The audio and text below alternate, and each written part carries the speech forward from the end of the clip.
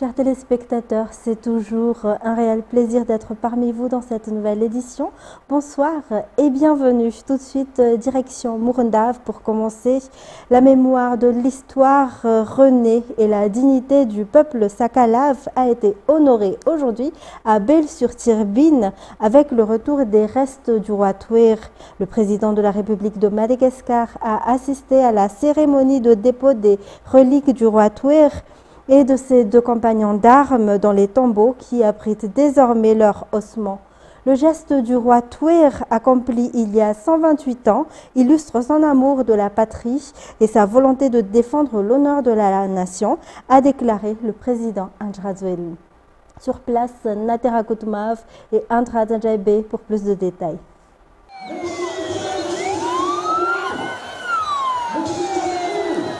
Depuis plusieurs jours, le nom du roi Touer résonne dans toutes les mémoires.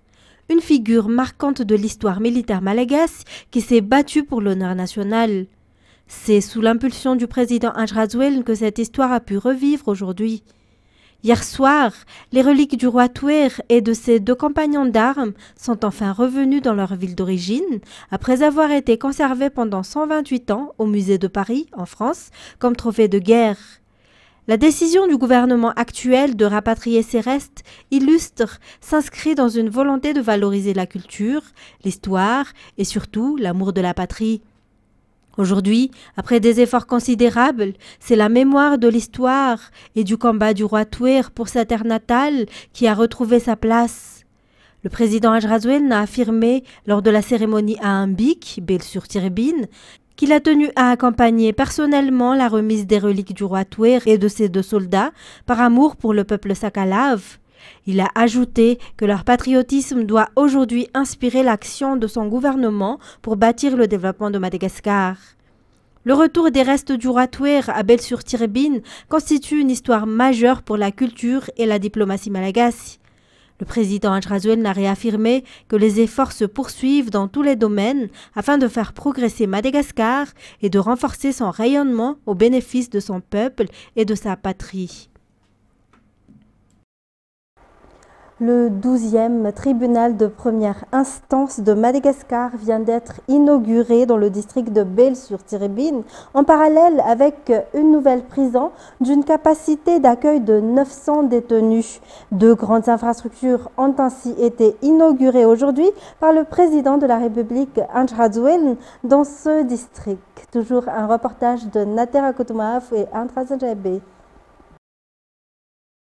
La priorité du gouvernement reste la mise en place d'infrastructures de proximité destinées à servir la population et à alléger son quotidien, car bien souvent, les démarches administratives constituent un fardeau pour les habitants, surtout en milieu rural, en raison de l'éloignement des services publics.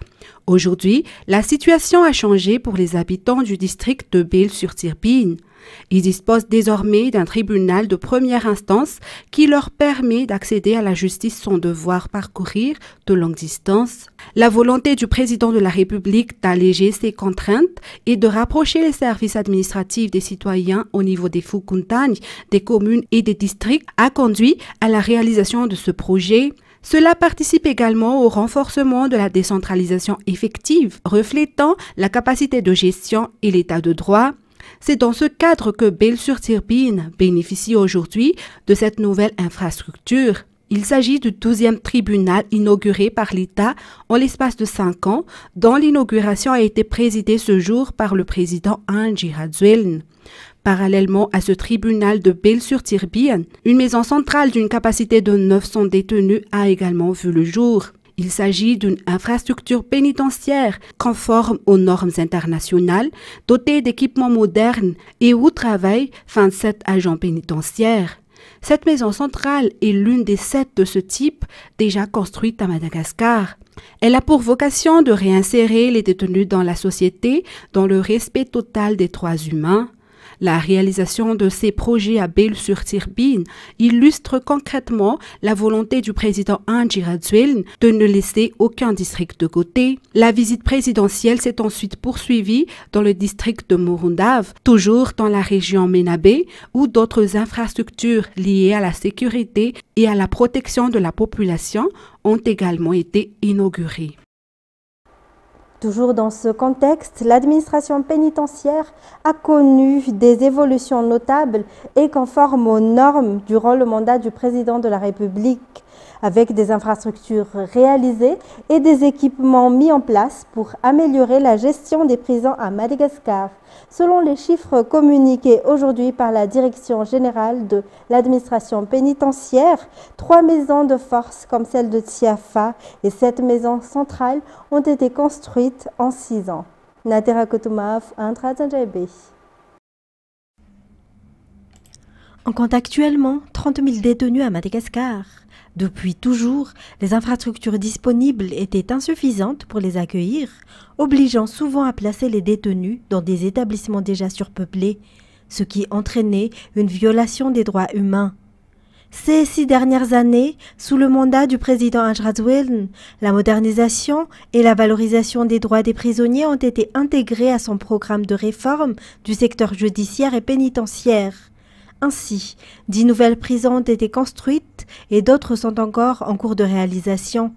Ces infrastructures comprennent 3 maisons de force et 7 maisons centrales, rappelle Voulazar Sakina Mohamed, directrice générale de l'administration pénitentiaire. Outre les infrastructures, cette amélioration concerne aussi les équipements, l'organisation du travail, mais surtout le respect des droits des détenus. Ce travail ne s'arrête pas là, il se poursuit. Certains projets sont encore en cours de réalisation ou en phase d'étude, selon toujours les explications. Et puis, les stratégies pour instaurer la sécurité à Madagascar se concrétisent conformément à la vision du gouvernement actuel. Le président de la République a inauguré aujourd'hui à Murundave, région de Menabe, le centre de défense et de sécurité Tirbine, destiné à coordonner et à mettre en œuvre les différentes stratégies de terrain dans la lutte contre l'insécurité dans les régions Menabe et Melak. Après cette inauguration, le président Anjrazouelne a également mené une action sociale au profit de la population défavorisée à Murundave en octroyant des aides financières à 10 associations de femmes. Natera Koutmav, Intrazajabe. C'est désormais à partir de Murundave que seront pilotées toutes les stratégies de sécurité et de protection des personnes et de leurs biens dans les régions Menabe et Melak. L'objectif de l'armée malagasy et des forces de l'ordre est d'assurer une sécurité de proximité, concrétisée par la mise en place de cette infrastructure baptisée Centre de défense et de sécurité Tirbine de Murundave. L'instauration d'une sécurité durable constitue une priorité pour le gouvernement et s'intègre pleinement dans la mission du ministère de la Défense nationale. Le ministre a souligné aujourd'hui que la création de cette ZDS est le fruit d'un engagement clair et d'une volonté politique affirmée. 4 ZDS sont déjà opérationnelles à travers l'île, dont celle de Murundave, tandis que d'autres attendent encore leur inauguration.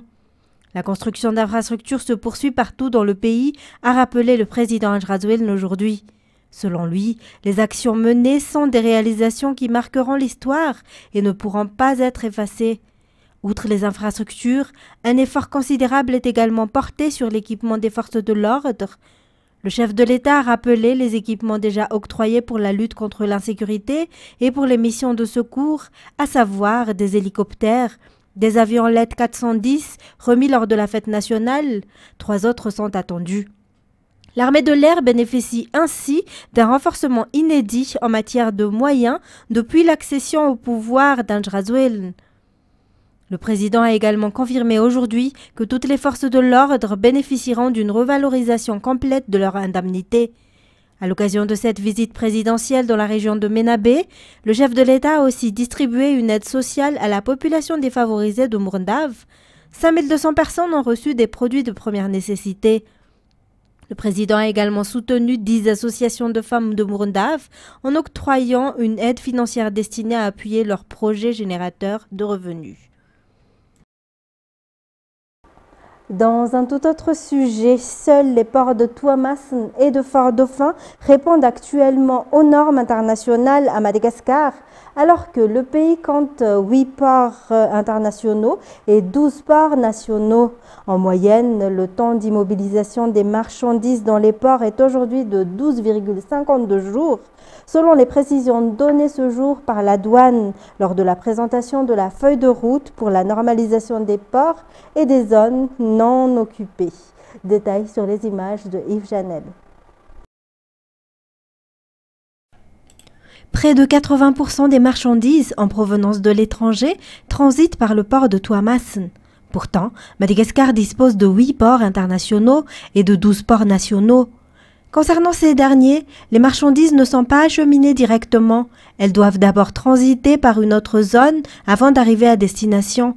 Par exemple, un conteneur destiné à Antranen, mais débarqué à Tuamasin, doit d'abord passer par l'île Maurice. Conséquence, une hausse des délais et des coûts pour les transitaires. L'amélioration et la mise aux normes des ports de Madagascar figurent ainsi dans le plan de réforme des douanes pour la période 2025-2029, rappelle le directeur général de la douane, Linkan Savana Ernest. La feuille de route ne concerne pas uniquement les ports, mais aussi les zones non exploitées et l'ensemble des services rattachés aux douanes.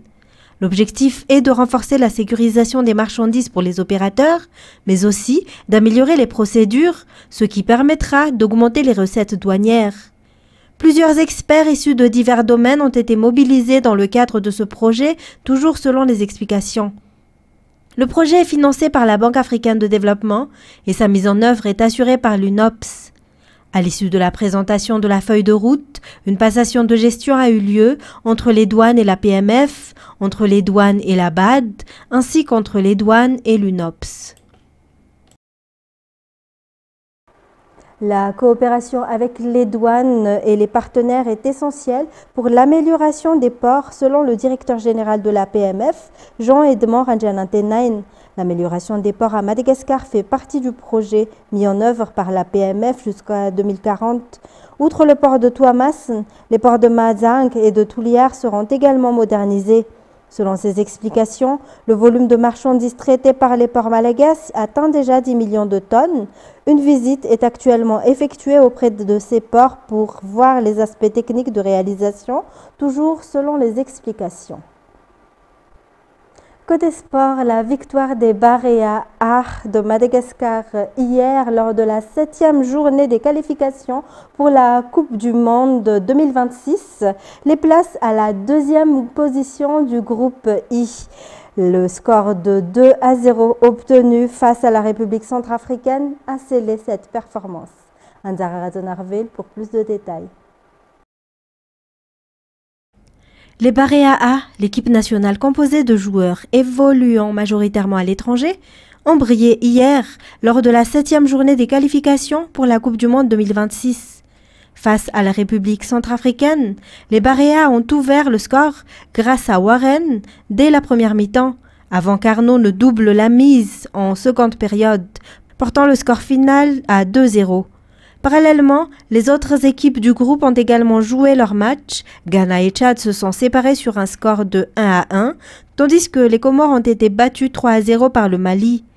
Ces résultats sont favorables à Madagascar, qui se classe désormais deuxième du groupe I avec 13 points, derrière le Ghana, leader avec 16 points.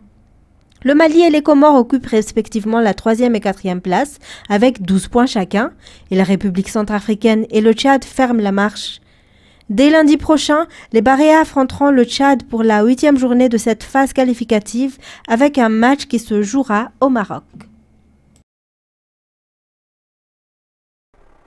Le Viva Football Inter-Entreprise n'est pas que simple compétition, c'est aussi un moyen de renforcer la cohésion entre les employés au sein d'une même entreprise et de mieux comprendre leurs activités.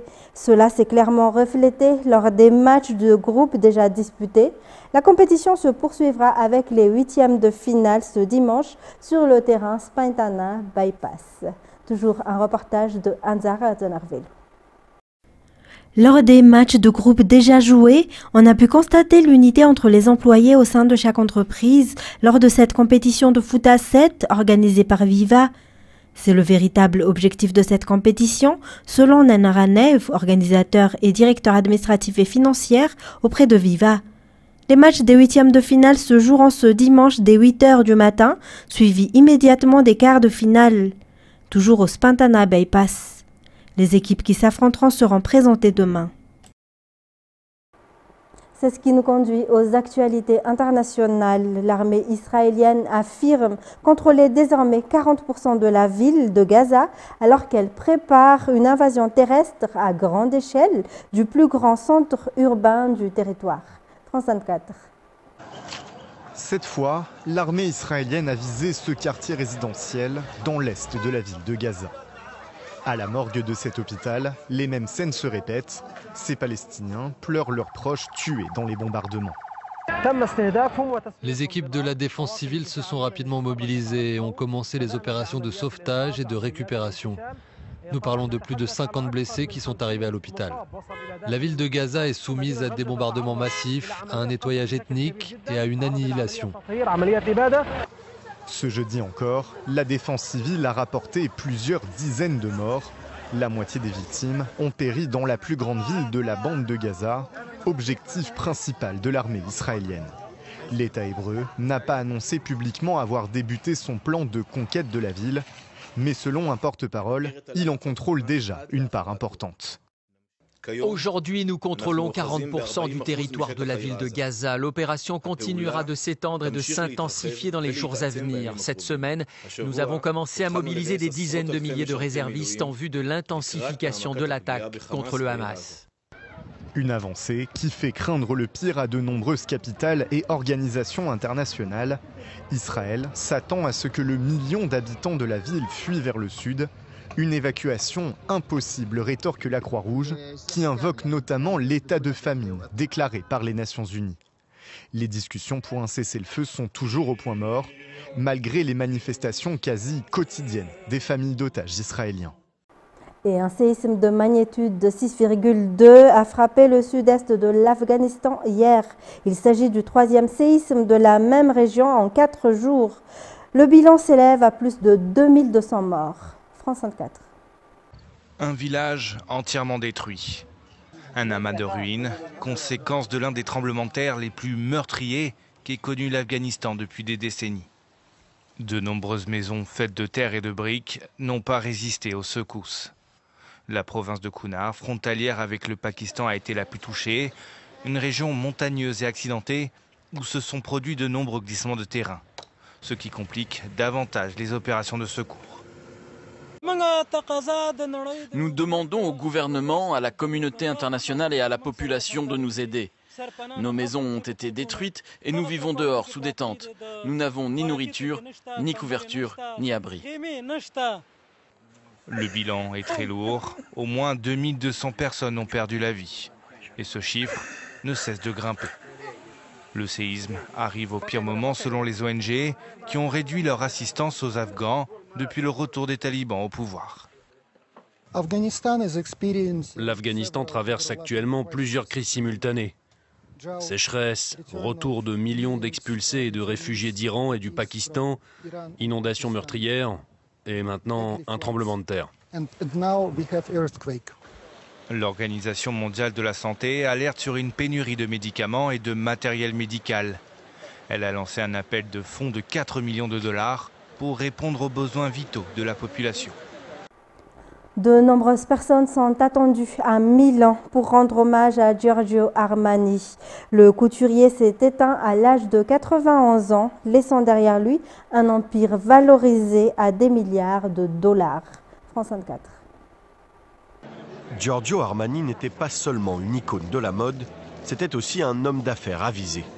Son habileté, tant dans le domaine de la couture que dans les salles de réunion, a fait de sa marque une référence mondiale. Il a changé la façon dont le monde s'habille, en particulier la manière dont les gens conçoivent la couture et les costumes, mais aussi en tant qu'homme d'affaires à la tête d'un immense empire qu'il a bâti en vendant sa voiture pour se lancer. C'est une histoire digne d'un conte de fées qui témoigne également d'un travail acharné, d'une grande persévérance, d'une vision à long terme et d'un esprit visionnaire.